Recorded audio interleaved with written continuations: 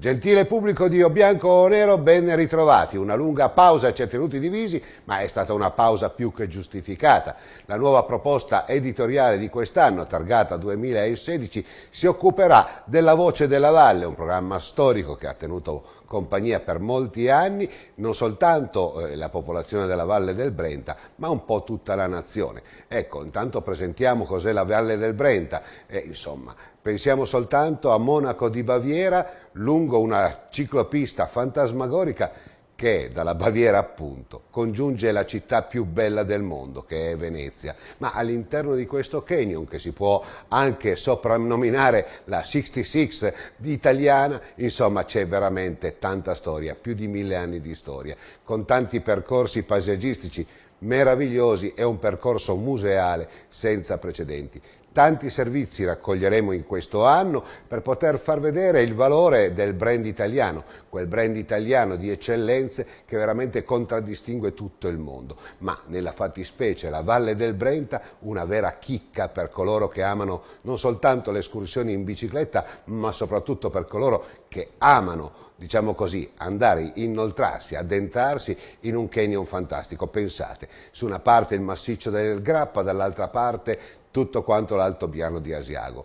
Storie millenarie, come si diceva, ma soprattutto storie non tanto lontane nel tempo, al Risorgimento, le avanzate napoleoniche. Pensate, i ceppi, dove c'erano veramente i confini con l'Austria, tutto un racconto fatto di personaggi importanti di storia. Iniziamo con questa puntata con due servizi, uno da Bassano del Grappa e l'altro da Pove del Grappa. Bassano del Grappa con la progeria, con l'amico Sammy Basso, che è diventato artista e grazie anche alla sua opera e al suo coinvolgimento riuscirà a dotare di defibrillatori tante città d'Italia. E il secondo servizio sarà con Pove del Grappa, l'Overture alla primavera, l'Overture all'olio di oliva di Pove. Pensate, una produzione che vede questa piccola cittadina e avere un primato esageratamente importante, il primato della coltura dell'olio di oliva più a nord d'Europa. Buon divertimento.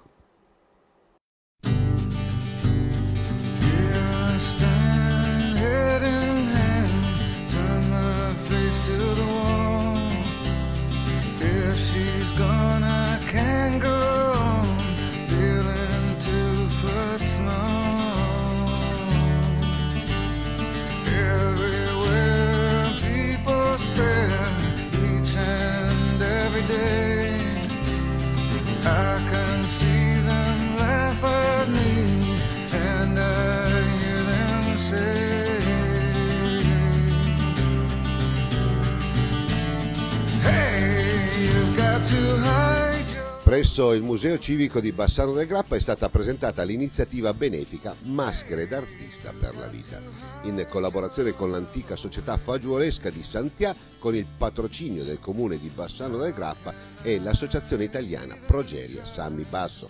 L'operazione ha coinvolto 50 famosi personaggi italiani tra attori, comici, registi, atleti e uomini di cultura. L'iniziativa promossa da Piemonte Cuore e Progetto Vita ha come obiettivo dotare di defibrillatori città e piazze coinvolte durante l'anno in manifestazioni che radunano grandi folle di visitatori, dove un defibrillatore può fare la differenza fra la vita e la morte. Tale iniziativa ha coinvolto molti uomini dello spettacolo e della cultura nel dipingere delle maschere realizzate dal maestro Gianni Franceschina, per poi metterle all'asta. I profitti poi saranno usati per acquistare dei defibrillatori da donare alle città. Arrivato dalla decennale esperienza del Carnevale di Viareggio, abbiamo avvicinato il direttore artistico Paolo Bonanni, il quale ci racconta l'escursus dell'evento.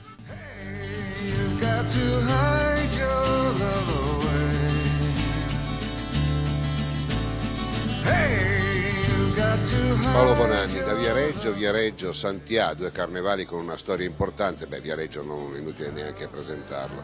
Giù la maschera, insomma, tutto questo per poter dare dei defibrillatori a cittadine che hanno bisogno. Lei in conferenza stampa ha detto quante vite si sono salvate. Solo nella zona di Asti in 3 anni sono stati 90 vite, che sono state salvate. Quindi riteniamo che una cittadina come Santià, che ha una infinita quantità di manifestazioni piene di giovani, di persone che frequentano le vie, sia veramente scandaloso che non abbia un defibrillatore. Ne abbiamo acquistato uno, e qui lo dico e qui lo nego, e ce l'hanno rubato 2 giorni dopo, quindi dobbiamo assolutamente porre rimedio a questa cosa. La mostra di maschere d'artista ha questo obiettivo, cioè quello di raccogliere fondi per acquistare i defibrillatori e cardioproteggere la città.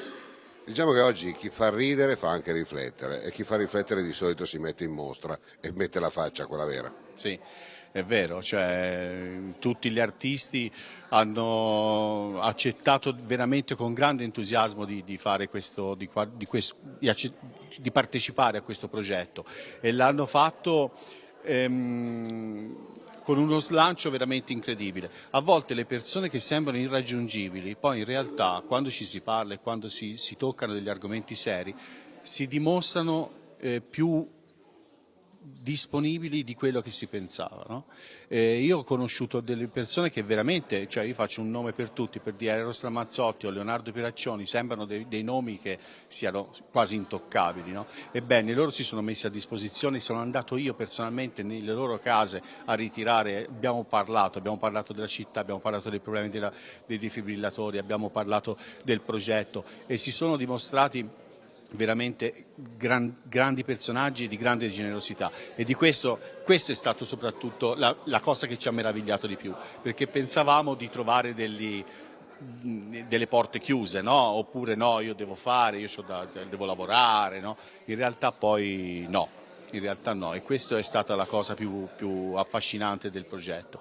Naturalmente la partecipazione di Sammy è un valore aggiunto, no? È un valore aggiunto perché vuol dire inserire all'interno della nostra manifestazione anche un'associazione che porta avanti dei discorsi molto forse più importanti dei nostri, e quindi magari insieme vediamo se riusciamo a sensibilizzare l'opinione pubblica su quello che sono veramente i problemi della vita, insomma, no? Problemi risolvibili con un pizzico di impegno da parte di anime sensibili che si mettono a disposizione per garantire un'assistenza seppur occasionale, ma che fino ad oggi ha contribuito a salvare oltre 90 persone, pensate, nella sola provincia di Asti, colte da improvvise crisi cardiache, e che, grazie ai defibrillatori, possono godersi ancora un lembo di vita da condividere con le persone care. Renato, a Santià abbiamo capito che il carnevale c'è tutto l'anno, tranne un'ora e mezza di pausa e poi dopo si riparte. È strana questa cosa qua. Insomma, il carnevale è più antico, uno tra i più antichi d'Italia.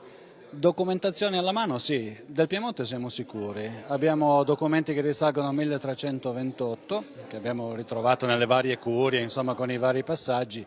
D'Italia ci stiamo documentando, vediamo se riusciamo ad arrivare anche lì. Allora, 2 cose sono interessanti, sì, questo gemellaggio con Viareggio, queste maschere che servono per acquistare dei defibrillatori, tutto ci sta, ma mi pare che già nel 1500 o 1600 c'era il tavolo dei poveri, o anche nel 1950 se non erro, dove la povertà non era una vergogna ma era qualcosa di insomma visibile, e quindi non era come si usa oggi pensare che la povertà è un'onta da nascondere. C'era, era ben visibile e si poteva fare qualcosa.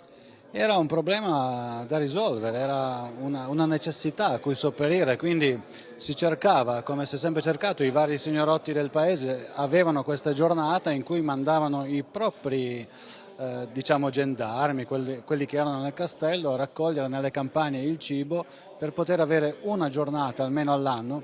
Questo cadeva comunque all'inizio della primavera, quando la terra sgelava e si potevano avere i nuovi raccolti, dove poter dare da mangiare alle persone che difficilmente riuscivano a riempirsi la pancia come si doveva. Insomma, lasciamo perdere poi tutte le metafore intorno ai fagioli, perché c'è da morire da ridere, poi dopo mi verrebbe anche da ridere nei giorni nostri, quando poi andate nelle famiglie, poi il dopo fagiolata deve essere una cosa strepitosa. Ma detto questo, vi unite tutti quanti con con Viareggio, per poter acquistare dei defibrillatori. Prima diceva appunto il referente di Viareggio che stanno salvando tante vite umane. Ecco, sempre lo sport oppure le arti che si preoccupano invece dei nostri governanti in primis. Purtroppo sì, a qualsiasi livello ci si muove tra persone normali, poi è la cosa più semplice, probabilmente perché siamo quelli che sono più a contatto ogni giorno con i problemi reali, quindi siamo costretti quasi. Noi ti salutiamo adesso, diciamo, ma a Santiago si dice Bundicerea? Si dice buondì e buonasera. Hey, you've got to hide your love away. Hey, you've got to hide your love away.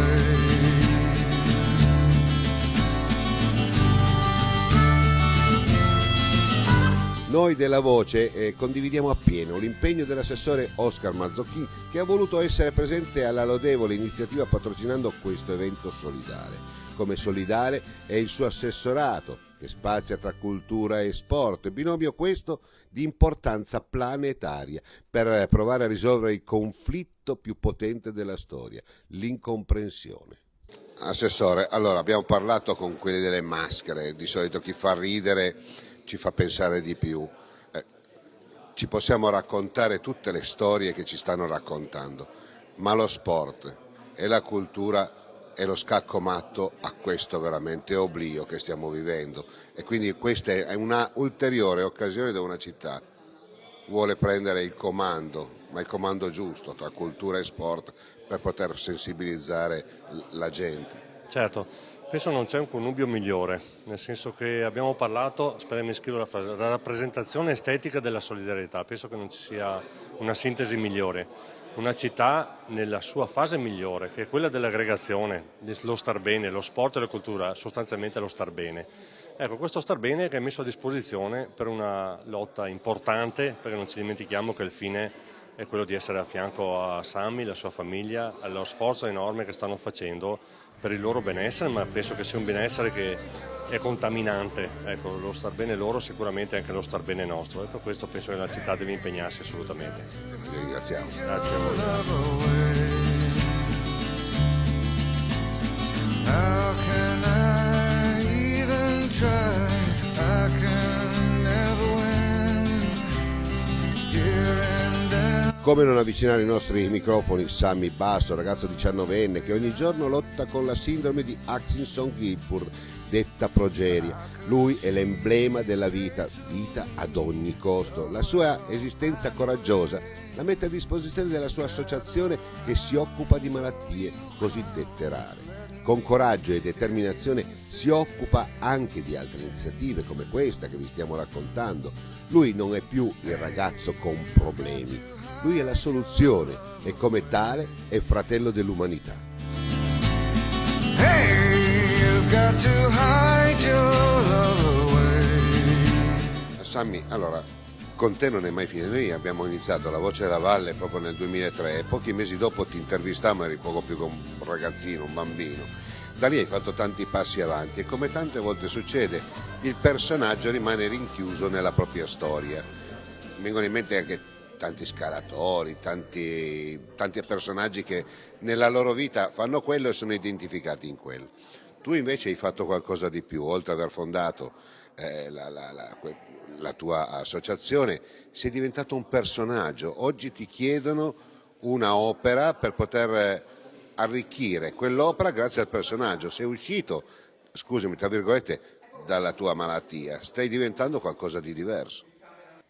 Effettivamente sì, non so più sono legato al tema progeria, ricerca, anche se comunque è quello su cui sono più ferrato ovviamente, e mi fa strano, nel senso che trovo ancora strano che qualcuno possa interessarsi ad avere qualcosa di mio come personaggio, o comunque a considerarmi anche un personaggio, perché io sono sempre lo stesso ragazzo che ha intervistato nel 2003, anche se maturato, però sono sempre quello.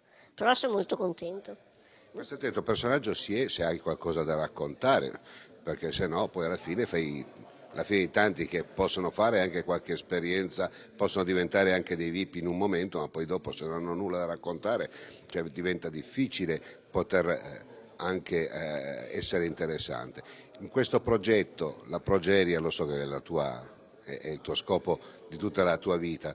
Ho sentito che comunque ci sono anche tante novità, a parte questa mostra che la stiamo documentando, la vediamo, può essere anche questo un piccolo spazio per poter far capire che le malattie rare non è ancora stata risolta. No, certamente, mi fa molto piacere il fatto che ci si stia interessando a me, alla mia missione, anche in diversi modi, perché non mi piace essere etichettato, anzi mi piace essere, prima di tutto sono Sammy e sicuramente ho questa mia missione che è quella di far conoscere e fare ricerca sulla progeria, però appunto mi piace molto anche aiutare qualcun altro, mi piace che ci sia solidarietà, perché alla fine è tutto unito. E sì, la ricerca sta andando avanti, non è risolta, però comunque ecco, da quando ci hanno intervistato la prima volta le cose sono molto cambiate. Ci sono dei primi clinical trial a Boston, anche in Francia, a Boston continuano, dunque stanno provando dei farmaci su dei pazienti umani. Noi in Italia siamo riusciti a portare il passetto prima, cioè fare una ricerca di farmaci sulle cavie che poi andranno a evolversi, ce lo auguriamo se i risultati sono buoni, in un clinical trial anche qui in Italia. Noi te lo auguriamo e auguriamo la ricerca a tutti noi, però io vorrei dire, e qua vorrei chiudere questa bella intervista, ne avremo modo di farne altre, Sammy, che la malattia della progeria colpisce tutti, perché anziani diventiamo tutti. Io quando ti ho intervistato a te avevo 40 anni, sono quasi 60, voglio dire, non è più come quando ti ho intervistato la prima volta. Effettivamente sì, noi cerchiamo proprio anche di far capire questo. È importante studiare ogni tipo di malattia rara e anche se fosse per i 100 casi di malattie di progeria avrebbe senso farlo. Però io stesso in prima persona, anche se io ho tutti gli interessi in una ricerca sulla progeria, però mi sono chiesto, ha senso spendere tutti questi fondi per una malattia che colpisce 100 persone? La risposta immediata sarebbe non ha tanto senso, in realtà ne ha molto. La progeria è invecchiamento precoce, porta tutti i problemi che hanno le persone che invecchiano, dunque problemi al cuore, ai vasi sanguigni, alle ossa, alle articolazioni. Si è scoperto che la progeria è incompatibile col cancro, dunque chi ha progeria non è immune, diciamolo così, al cancro. Dunque in realtà uno studio, una cura per la progeria è un modo per fare, non per mettere un fermo al tempo, ma per far invecchiare nella maniera migliore le persone. Grazie Sammy, tu sei quello che dà speranza agli altri. Vabbè, lasciamo perdere, ma un augurio a questa trasmissione che è nata un po' con te tanti anni fa e adesso riprende. Vi auguro le cose migliori, voi siete stati tra le prime persone che ci hanno aperto veramente le porte, non solo in trasmissione ma anche come amicizia, come famiglia. Dunque io veramente vi auguro tutto il bene del mondo, vi auguro di ricominciare a fare quello che facevate una volta ancora meglio. Dunque auguri.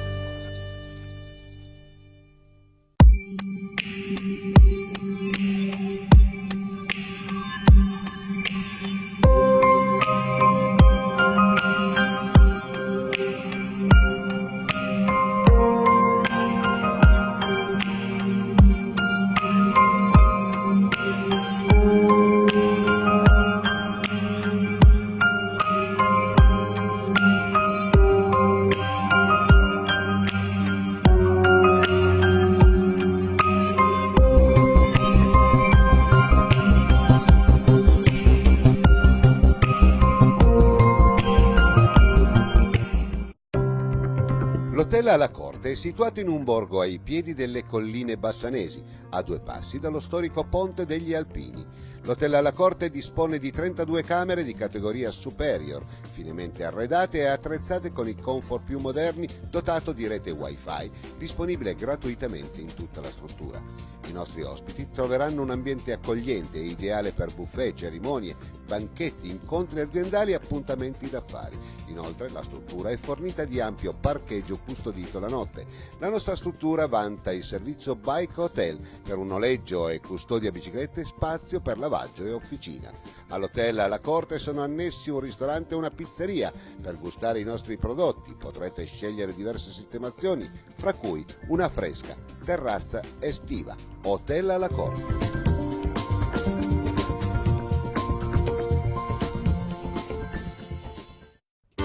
Epoca, prodotti certificati per la casa, l'industria, il giardinaggio e l'agricoltura. Epoca, diamo vita alla tua vita. Di un percorso cicloturistico che dalla Baviera ti accompagna nella città più bella del mondo, Venezia, troverai il ristorante Birreria Cornale, con specialità bavaresi e le favolose pizze, anche con pasta integrale e lievito madre, accompagnate con l'ottima birra Augustiner. Ristorante Birreria Cornale, a pochi chilometri da Bassano del Grappa. Miss those lights around town, where have they all been gone? When I had you deep within my side, I didn't have enough to throw in. It's these writings on the wall that I can follow.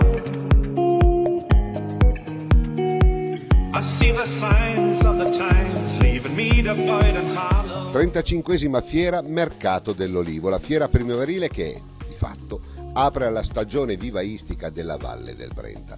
La fiera Mercato dell'Olivo di Pove del Grappa da anni persegue la progettualità della coltura dell'olio che l'ha portato ad una vera eccellenza nella produzione dell'olio di oliva. Una curiosità: Pove del Grappa, una cittadina lungo la Valle del Brenta, che ha il primato della produzione di olio più a nord d'Europa. Pensate. Under a white sky, I'm coming around. Under a white sky, I try to get by. Under a white sky, I'm going into flight. La scommessa dell'Unione dei Comuni, presieduta dal dottor Luca Ferrazzoli, è quella di attivare una vera e propria filiera per la coltura di varie specie di prodotti, con una particolarità, pensate, la coltura dello zafferano, approfittando proprio da un'eredità lasciata dai nostri nonni, che hanno lasciato proprio in eredità grandi terrazzamenti atti alla coltura del tabacco una volta e vere e proprie barriere che salvaguardano il territorio in caso di grandi precipitazioni piovose. Abbiamo ascoltato il parere del presidente dell'Unione dei Comuni, il dottor Luca Ferrazzoli. Sentiamo.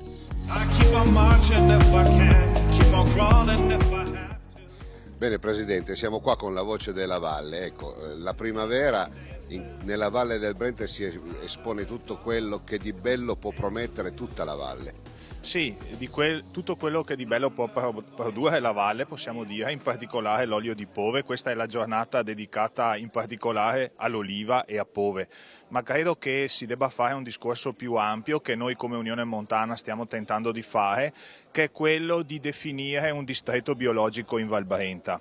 Quindi la possibilità che vari tipi di culture possano essere sviluppate nel nostro territorio, ovviamente creando i presupposti per uno sviluppo, per una gestione del nostro territorio sostenibile e coesa, che veda in tutte quelle attenzioni alla produzione biologica come elemento caratterizzante del nostro sviluppo.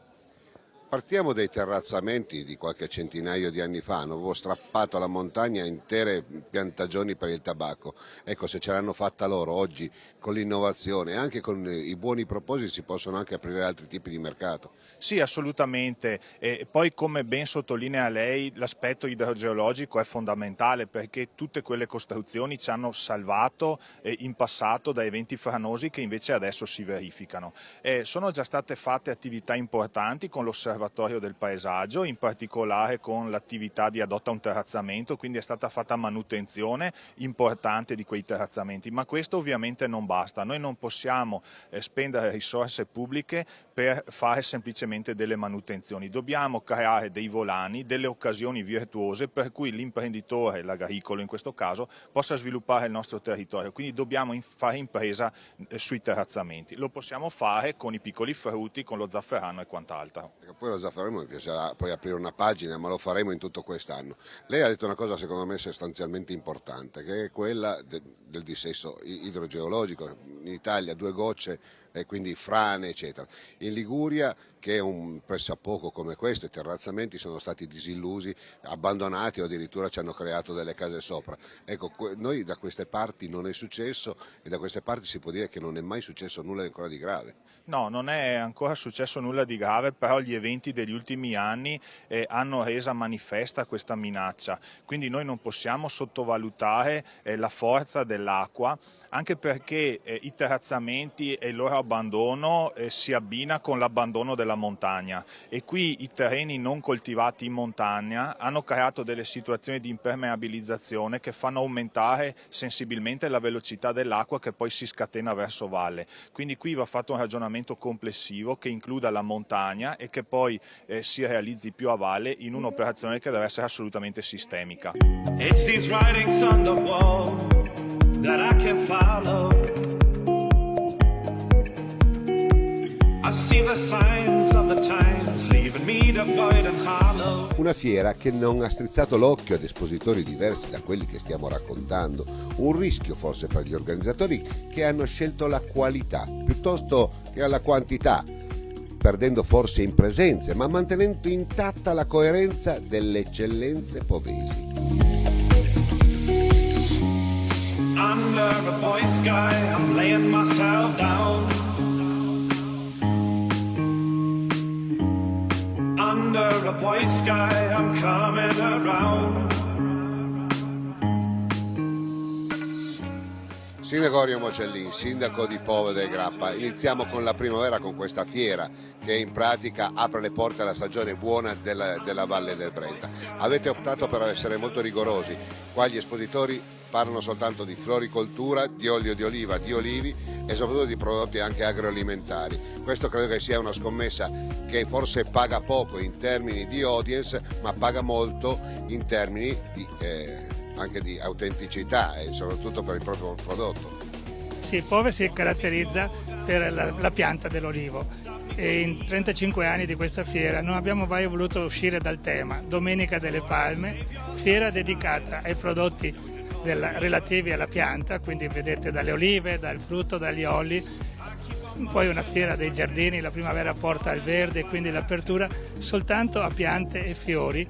Con qualche eccezione abbiamo allargato al bio, che non guasta, però non ci siamo fatti tradire dalla voglia di allargarla, di invitare altre ditte. Abbiamo voluto mantenere il tema e in contemporanea valorizzare questa pianta con convegni, concorsi, proprio in questo momento è in atto un corso di potatura, perché solo con l'attenzione, la cura di questo prodotto si riesce a ottenere un olio eccezionale. Credo che Pove abbia vinto la sua scommessa. In 30 anni si è insegnato come lavorare l'olio a chi non lo sapeva fare o era convinto si facesse soltanto quantità. Noi oggi vogliamo curare la qualità.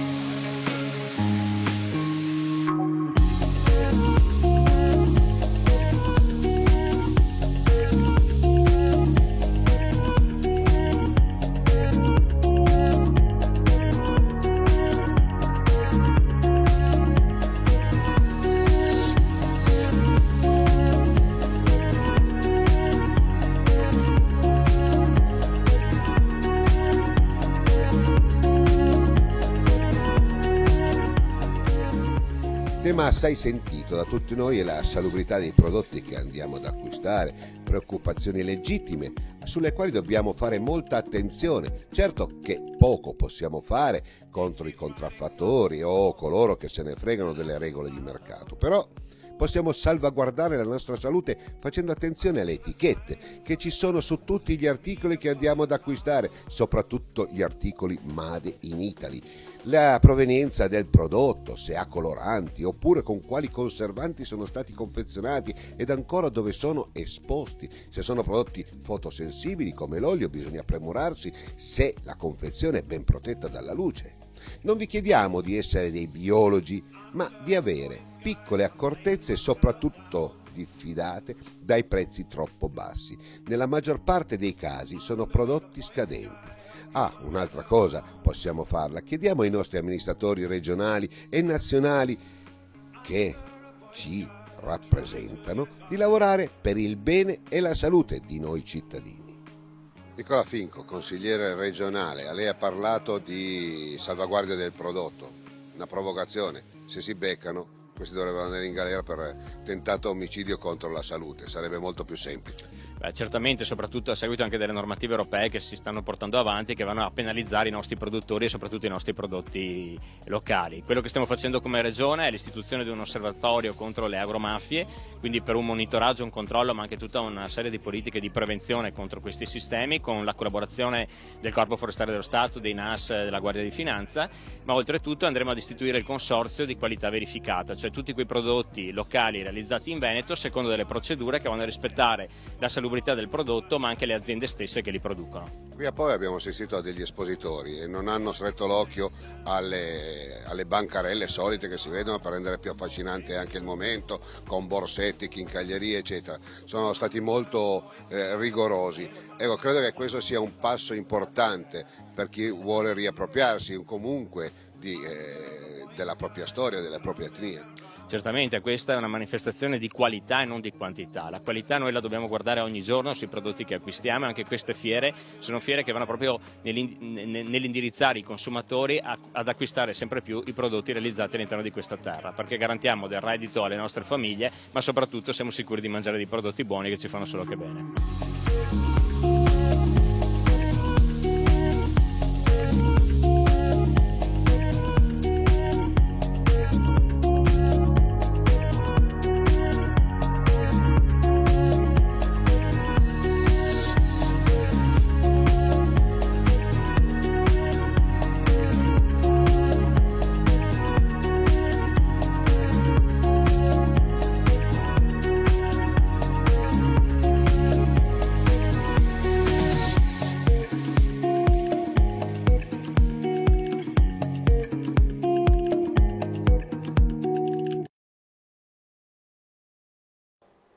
Siamo giunti alla conclusione di questa prima puntata, gentile pubblico della Voce della Valle. Abbiamo visto con questi due servizi quanto possono essere interessanti non soltanto i contenuti ma anche i paesaggi della Valle del Brenta, che assomigliano, hanno delle attinenze con altri paesaggi, mi vengono in mente i terrazzamenti con i terrazzamenti della Liguria. Cercheremo di fare un'informazione che possa interessare tutto il pubblico italiano, certo partendo dal canyon, dalla 66 della Valle del Brenta, per poter affascinare tutto il mondo intero e perché no, un'Italia sempre più coesa nelle tradizioni e soprattutto nel valore enogastronomico, quello importante, che possa racchiudere veramente la mossa vincente per i prossimi anni. Il Made in Italy, lo abbiamo sempre detto, è qualcosa di importante, dobbiamo proteggerlo. A settimana prossima, ore 21, Canale Italia 159.